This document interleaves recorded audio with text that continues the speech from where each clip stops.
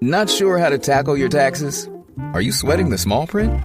You may be experiencing FOMO, the fear of messing up. The answer? Using TurboTax on Intuit Credit Karma.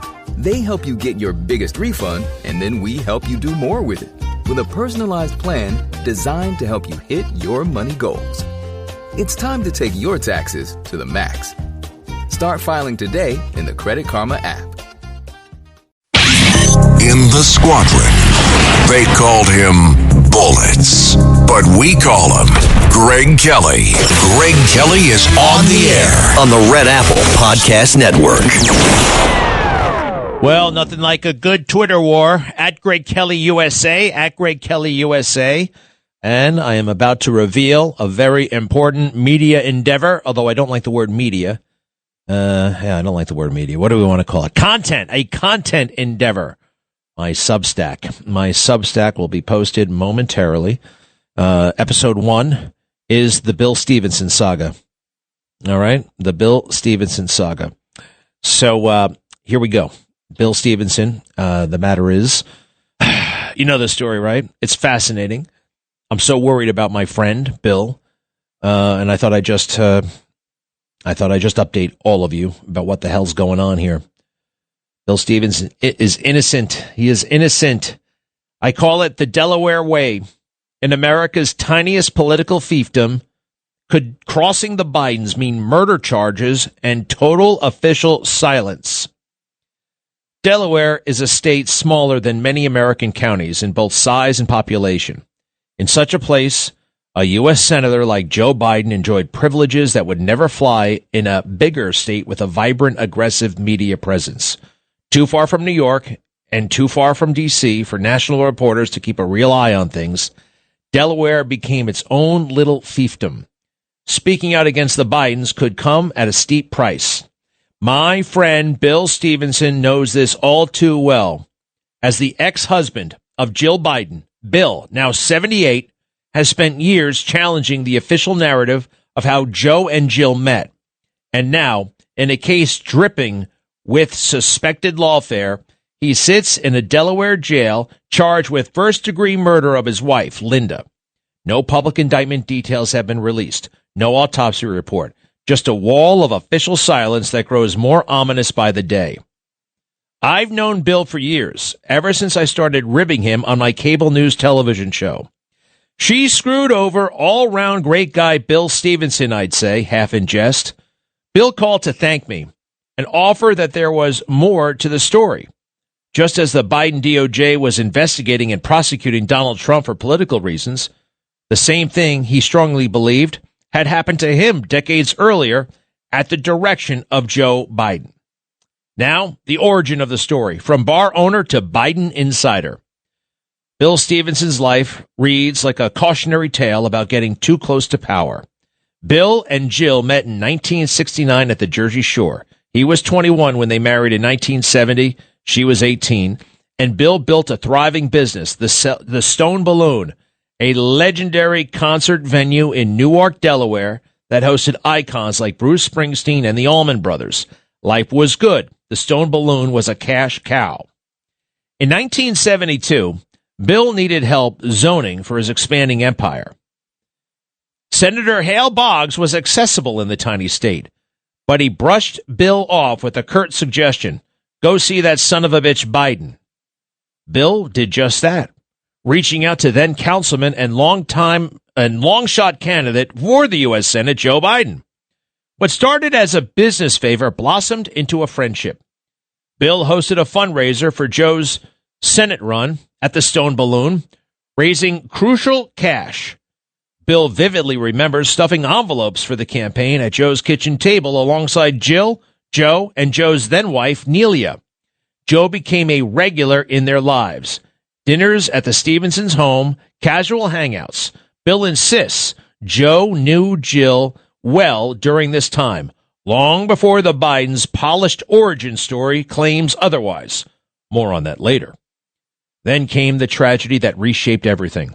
In December 1972, Joe Biden's wife, Nelia, and infant daughter, Naomi, were killed in a horrific car crash. The the nation poured out immense sympathy for the newly widowed young senator. Joe described himself as a hot commodity in Washington because of his unique situation. But he famously went home to Delaware every single night to be with his two young sons. Suddenly, those boys needed looking after. Jill was babysitting them a lot. Bill says she began backing out of activities that normally would delight her, the beach, concerts, everything, because she had to look after the Biden boys. The babysitter may have been part of what made the commute worthwhile. Sorry, that's a little bit of a dig. I wrote it on purpose that way. For Bill, proof of betrayal came in 1974. Jill's prize Corvette was involved in a minor fender bender.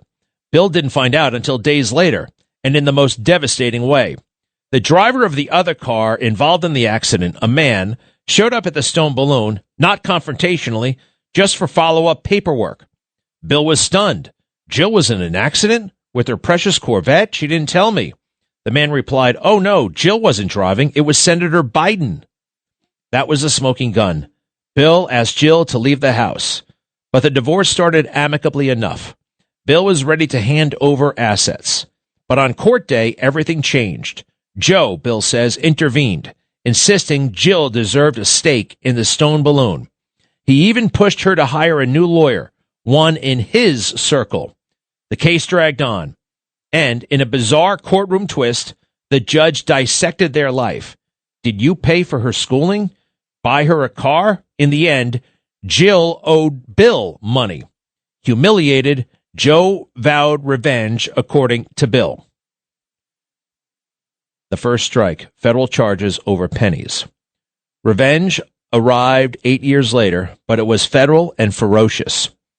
In April 1982, just 8 days after the first quarter's payroll taxes were due, the check was literally in the mail when Bill and his brother were arrested by the FBI for failing to pay about $8,200 in taxes for the Stone Balloon. Think about that, $8,200, a relatively small sum, especially for a venue pulling in crowds and cash. Yet federal agents moved with astonishing speed. Bill's brother handled the books and ultimately pleaded guilty. He left the state.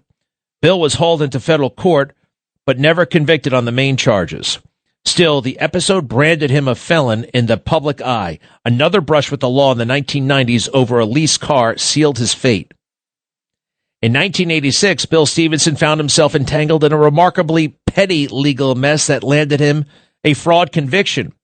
The case centered on a car loan gone wrong, specifically an $8,000 auto financing deal, where authorities alleged he misrepresented details or defaulted in a way that crossed into federal territory. What could have been handled as a civil dispute or simple repossession ballooned into federal criminal charges, resulting in a conviction that, in hindsight, seems absurdly disproportionate to the amount involved. The episode stood out as a low point in an otherwise eventful life, underscoring how minor financial missteps could spiral under the weight of a system where Joe Biden had a role in appointing the U.S. attorney and the judge. Bill also recounts threats from Joe's brothers, Frank and James Biden. Leave Delaware. You should have given Jill the house. It's the kind of muscle flexing that fits the era. LBJ still alive, J. Edgar Hoover at the FBI, pre-Watergate America where senators in tiny states were untouchable. The 2020 spotlight, challenging the Biden myth. Bill stayed quiet for decades, but the 2020 election changed everything. During the DNC, a glossy video spun the Biden love story. Joe spots Jill's photo in a local department store ad at a train station, tells his brother he'd love to date a girl like that. The brother, who supposedly knew Jill from college, sets up a blind date. Their first date? A movie in Philadelphia. When asked what film, Jill demurred, "I don't remember." Joe has also said he knew immediately he would marry her the moment they met. Bill called BS, respectfully. In a bombshell Inside Edition interview in September of 2020, he laid it out. Joe met Jill through him during the 1972 fundraiser. They were all friends until the affair. I was betrayed by the Bidens, Bill told the show. Joe was my friend. Jill was my wife. He didn't trash them as bad people. He simply said, this is the real story. It all brought him to his current wife, Linda, and he wasn't judging. This is the truth. I was impressed by how he handled it. That's when Bill entered my orbit for real. He called Newsmax and got through to me. He thanked me for my kind words and said something tantalizing. There's more to this story. I want to tell you in person. He came to New York City with his wife, Linda. Over coffee, Bill dropped the bomb. Joe Biden is using the DOJ to go after Trump. And guess what? Joe Biden did the same thing to me decades before. Bill is quite talkative. He'll offer overwhelming detail on the most mundane matters, which is actually endearing and often educational. But to underscore his case, I had to review the documents and contemporaneous media reports myself. And there it was, a federal indictment over $8,200 in payroll taxes served just 8 days after the taxes were due. Piecing together the dates of the 1982 arrest, it clicked. This wasn't coincidence. It was payback. Bill became a regular guest on my show. The old affair was an afterthought. What we presented was the lawfare parallel. Bill's ordeal presaged President Trump being locked up over nothing. Bill also offered his full-throated defense and endorsement of President Trump's election in 2024. Jill Biden's ex-husband voting for Trump, the story was fascinating and picked up widely. The New York Post, the Daily Mail, the Daily Beast, more. The pardon push and a tragic turn. Trump's 2024 win and his return to the White House in 2025 brought hope. I pitched a pardon for Bill to the Trump administration in the summer of 2025, then directly in November. Things were looking very positive. I sent the docs to this team. Relief was in sight. Then, between Christmas and New Year's of 2025, December 28th to be exact, a 911 call came in for a domestic disturbance at Bill's Wilmington home. Linda, 64, was found unresponsive in the living room. Paramedics couldn't revive her. I called Bill, straight to voicemail, for 10 days or so. Then he answered. I was relieved. I didn't ask for an explanation. He told me that he had been jailed on suspicion, then released. His lawyer said he wasn't in trouble. He was immensely sad. I didn't have time for a long talk. I was just glad he was out and apparently had done nothing wrong. 4 weeks later, early February 2026, it all flipped. Bill was arrested again and indicted for first-degree murder. But to me, this is insane. No released indictment details, no autopsy, a hearing before a commissioner, not a judge. Bill, with a public defender, entered a not guilty plea. Bail, a staggering $2 million cash. He's locked up at the Howard Young Correctional Institution, isolated. I called the public defender. She laughed when I identified myself. Oh, I knew you'd be calling, she chirped. Oh, he's fine. It was the most bizarre phone call I ever experienced. I told her I was a friend of Bill's, gravely concerned he was wrongly accused. The giggling never stopped. She did give me the email for the new public defender. The reply was tone deaf and a brush off. Essentially, we don't want you visiting Bill and we're handling everything. I tried my contacts from the FBI.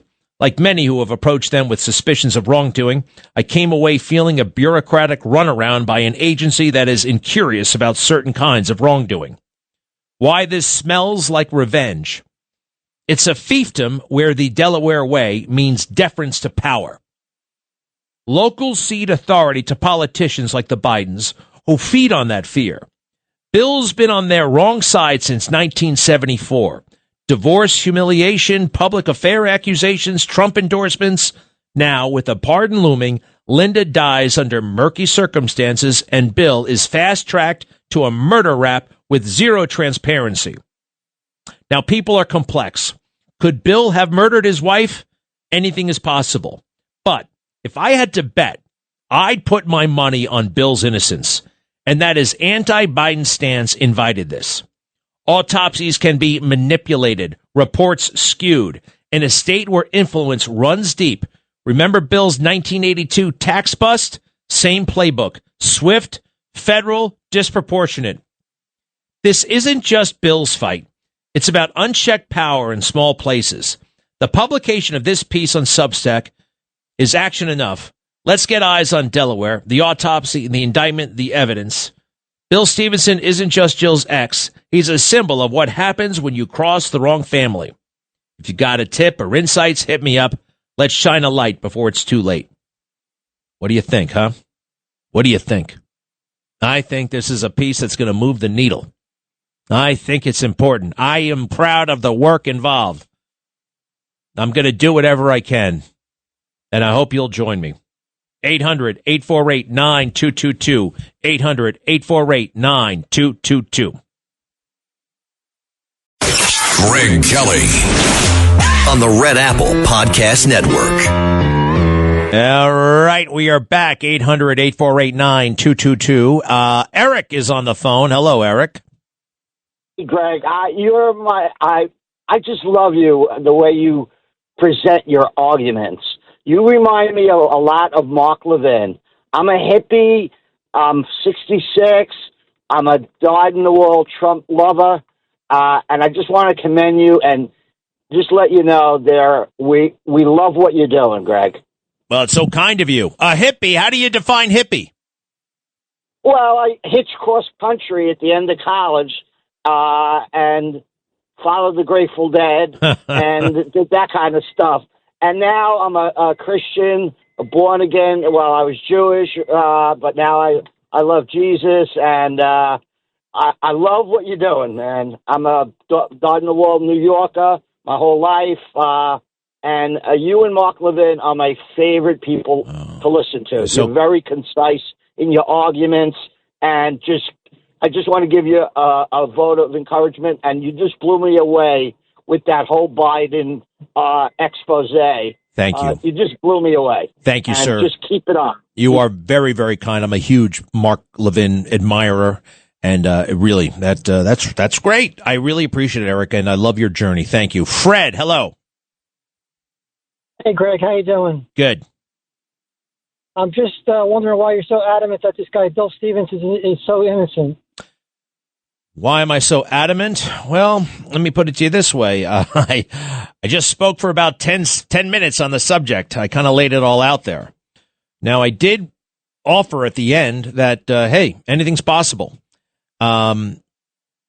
Maybe only God knows for sure, but I do know this. There's some very strange things happening. Whether he's guilty or innocent, this is wrong, and this is not fair. No autopsy, no indictment, not before a judge. The public defenders laughing me off. That's crazy.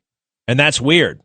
If I had to bet my money, I'd bet on one thing. Fortunately, I don't have to bet my money. But that's where I'm coming from. Does that make sense? It makes sense, but you're putting a lot of weight behind this guy. I mean, a son just killed his father in my town last year. It happens. I understand. I do. Anything can happen in life. But you know what? Sometimes you got to go not only with your gut, but with the preponderance of evidence or lack thereof. And oh, by the way, this man, as of this moment, beyond any shadow of a doubt, is legally innocent. Legally considered innocent. Thank you, Fred. Greg Kelly, entertaining and informative on the Red Apple Podcast Network.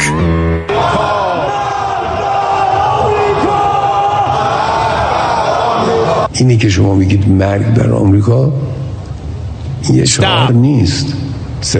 These are some of our least favorite Iranian people saying death to America. Not just death to America. One guy, this guy right here, the parliament speaker, says death to America is not just a slogan, it's our policy. Just a reminder who we're dealing with here, right? They want us dead, and they have shown an overwhelming eagerness and track record of bombing civilians with everything they've got. Keep going. مرگ بر سردمداران آمریکا. مرگ بر سردمداران آمریکا.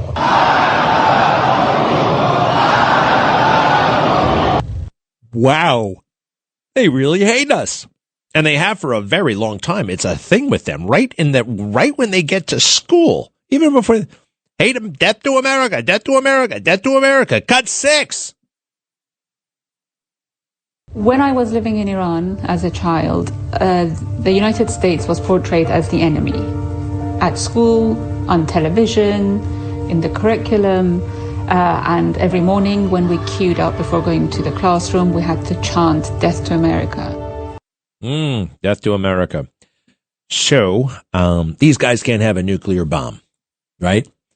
And I think we've gotten rid of all the really super duper radical people in the government. Now, there are more there, but the people we're dealing with right now, Steve Witkoff, Jared Kushner, and some others, right?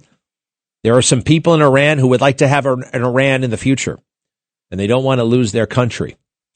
And do you remember earlier this week when President Trump said that Iran has given us, in the middle of the war, they gave us a great big gift. They did something yesterday that was amazing, actually. They gave us a present, and the present arrived today.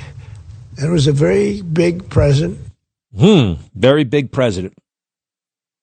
Very big present. Now, that was Tuesday. He wouldn't say what the present was. Wouldn't tell anybody. I understand. And then he told the world what that gift was. Was it a tie? Was it a watch? Was it a horse? Was it a dog? Nope. A couple of great big ships. 10 of them. 10 ships as a gift to us. Yep, cut 3. They said to show you the fact that we're real and solid and we're there. We're going to let you have 8 boats of oil. 8 boats. 8 big boats of oil. This was 2 days ago. And they'll sail up tomorrow. That was 3 days ago. And actually, they then apologized for something they said, and they said, we're going to send 2 more boats. And it ended up being 10 boats. All right. I hope I haven't screwed up your negotiations, but I thought it was appropriate to say, because I did taunt you the other day by saying they're going to give us a present. Huh. A couple of big boats. I like it. I like it a lot. And let's face it, things are a little topsy-turvy here in America with the gas prices, but I notice most people are not on edge. Hardly at all. I mean, we're kind of blasé about it. But to the extent that we aren't, and there are some people who are very concerned, we can hack it. We can take it. This is the Treasury Secretary. Oh, I happen to love it that they're going to put President Trump's signature on the money. It's pretty cool. Cut 4, please. Cut 4. Many people, especially the Democrats, underestimate the will of the American people for short-term volatility, for 50 years of safety that we are going to have on the other side of this. And I believe energy prices will be lower, inflation will be lower before we had the appearance of security, which is not real security. Now, the American people and the world will have absolute security. Absolute security. We can suck this up. It really isn't that bad. It isn't that bad. The media wants us to think it's terrible. They really do want us to think it's the worst thing that ever happened, but it's not. If only they were this critical of the lead up and the initial conduct of the war in Iraq. Right? So, Hegseth, in the meantime, is bitching and moaning. He always bitches and moans. I'm sorry. Look, it's true. I can't stand the guy. I gave him room to maneuver. I said, okay, he's got the job. And, for a while there, he impressed me. There was a speech he did in Quantico that was necessary and brilliant. Everybody focused on, that's when he brought all the generals in and said, hey, we're not going to stand for woke anymore. And that wasn't the part that impressed me. I mean, I don't like woke, but we know what to do with woke. Throw it out the window. Quite frankly, anybody can do that. Anybody would do that who's on our side. But the part about the military needs to drop being so risk averse. Now, I've been talking about that, quite frankly, like discreetly for years, that the risk averse mentality is setting up the military to only promote officers who never make a mistake. And therefore you get general. How do you not make a mistake? You don't do anything. So you get these general officers who are just very good at covering their ass and avoiding responsibility. And then, they get into positions of real power and real influence and they stink. So when Hegseth called that out, I thought it was brilliant. But he said a lot of stupid things so far that are turning me off and that are, quite frankly, beneath the office and beneath the dignity of a professional fighting man. A professional fighting man doesn't have bloodlust, right? Certain podcasters who claim military experience, this really appeals to them. But it's just not the hallmarks of an officer and a gentleman. He's got a couple of things he does, right? He trash talks the enemy, which you're not supposed to do. You could say, well, why not? That's tough talk. We love to hear it. There are bigger things going on here. We're beyond that phase. You let the war conduct speak for itself. You don't have to do it. You give the enemy yet another reason to fight. You actually have to factor this in. How does the enemy get to save face? We even factor this in for the Japanese. Do you remember when they showed up to sign those things? The documents on the Missouri? You've seen the footage. Notice what they were wearing? White tie and tails. They were dressed to the nines. We treated them with respect. President Trump knows this. So, he trash talks the media. He trash talks the enemy. And I don't think, quite frankly, he's doing right by the media, and therefore he's not doing right by the fighting men and women. He tried to shame them all yesterday, as he's done. And by the way, I have total contempt for the media. But there's something he's leaving out here. Listen to this. Cut 5, please. Cut 5. Folks here in the room, these cameras, they have a choice. You're either informing the American people of the truth or you're not. Because I hear it from my people every day. Behind every headline you write, there's a helicopter crew in the air. And behind every news banner you write, there's a battalion on the move. And behind every fake news story, there's an F-35 pilot executing a dangerous mission. My message to the media is get it right. Well, he's not helping, actually, because I counted up the number of briefings he and the chairman of the Joint Chiefs have done since this thing started in February, and they've done 4, which is less than once a week. And quite frankly, that's inadequate. And it's less than we've had in other wars. So you're putting the military in the media in a position where, and they suck, I get it, right? But you can be mad at them, but you have to be mad at them when you give them, you're actually setting them up to write bad stories. If you set them up to write good stories or factual stories, and they still write bad stories, then you lay into them. There's another guy they've got, Admiral Cooper. We don't know where he is. We don't know much about this guy. He makes statements occasionally from a black room. We have no idea where he is. Nobody can ask questions. It's not enough. It's not enough information flowing. And by the way, we have battalions on the move. What is he getting at there? Is this going to be a ground war? Because battalion is about ground troops. Are you talking about the ones on the Tripoli, on the Boxer? What do you mean by battalions being on the move? What do you mean about these AH-64? Where are they? Where are those helicopters? Are they taking out the speedboats? Is that what you're talking about? What's going on here? His browbeating of the media just creates more questions. And the attitude, and quite frankly, his limited stature, and the way he treated his 3 ex-wives or 2 ex-wives, and the idea that this man probably wants to fight the war so we don't talk about him and his very tenuous grasp on the job in the office. Very tenuous. He has absolutely no business being the Secretary of Defense. I have had it with him. I have absolutely had it when the trash talk and all this crap.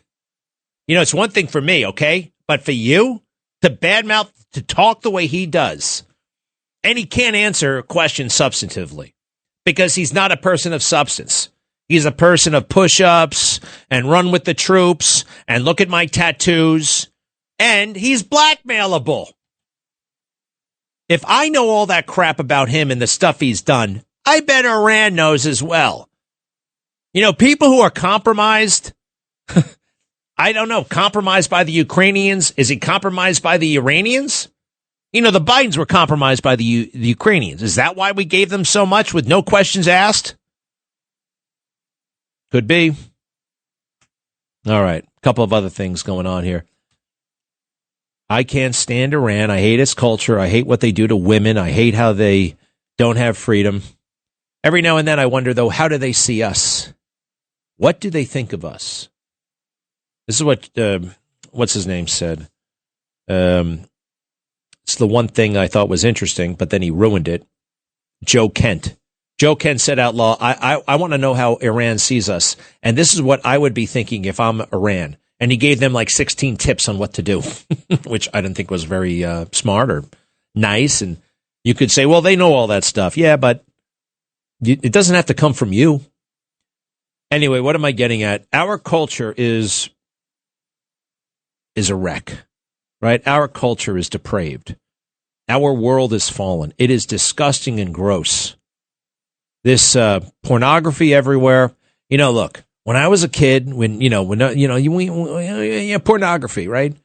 It wasn't everywhere. You had a scheme. You had to go into Tiamo and, put it under Time magazine and put it above Newsweek magazine and hope that the guy wouldn't give you a hard time and sneak out of there and show it to your friends. Am I the only one who did this? Am I the only one, right? And most people weren't going to do that. Now we got pornography in our pockets. Girls have pornography in their pockets. And women are now pornographers. Huge numbers of women are creating pornography from home. People with regular jobs and regular lives are now part-time pornographers. Now, who am I to judge? Who are you to judge, Greg? Who are you to judge? Now, I'm not judging their soul. I'm judging the practice of creating pornography for the use and sale to strangers. That's bad. It's bad for everybody. That's bad for the people looking at it. That's bad for the people creating it. It's bad. And who's going to put the brakes on it? I think it falls to me. Charlie Kirk. Man, do we miss that man. I keep hearing, Charlie never would have supported this in Iran. Number one, we don't know that. Number two, it's just Charlie. As gifted and amazing as Charlie was, and I'm about to actually go into that further, he was an advisor. He was a voice.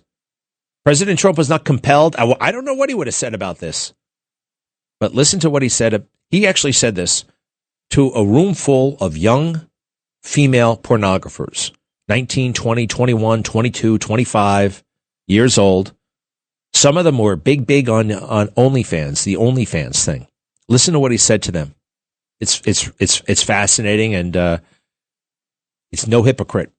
And I'm no hypocrite. I don't want anybody to think I'm a hypocrite. I speak from experience on this stuff, folks. It is horrible. Cut 7. We should have some sort of acknowledgement that this is destroying parts of society. And I won't say it's worse than fentanyl, but in some ways it's very, very sneaky. A lot of married men watch pornography. As I said, I've had my own personal struggles with it. It's incredibly addictive. Mm-hmm. It's incredibly powerful. I think it's a social toxin right now. A social toxin. And he said that in a room full of pornographers. Paganism. Paganism is embraced. I'm looking at TMZ. What the hell is that? What the hell am I looking at TMZ? The sexuality, the depravity is everywhere.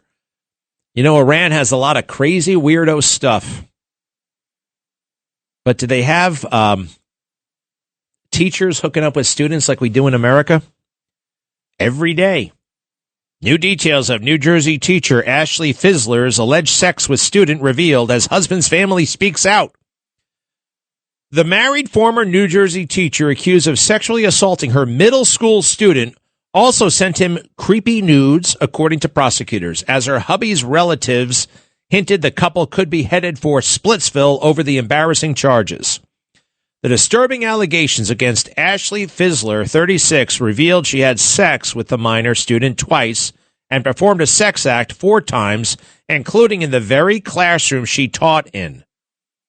Fizzler was arrested and charged with child sex abuse Thursday after the now adult victim recently went to police alleging that she abused him in 2021 when he was a student in her social studies class at Orchard Valley Middle School in Washington Township. The alleged victim was between 13 and 16 years old at the time. Text exchanges between Fizzler and the victim corroborated the sordid details he described of their sick tryst and included multiple nude photographs of Fizzler, the court documents said. Now, when in the hell did this happen before? This is unique. This is a unique time in history.